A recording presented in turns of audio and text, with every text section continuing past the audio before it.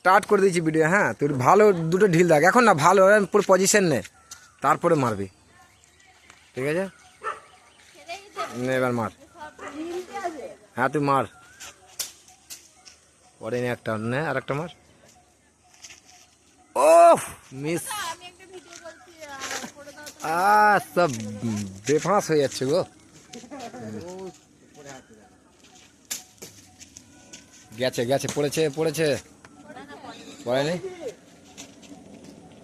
Misa প্লেনে লেগে যাবে, আসতে মার।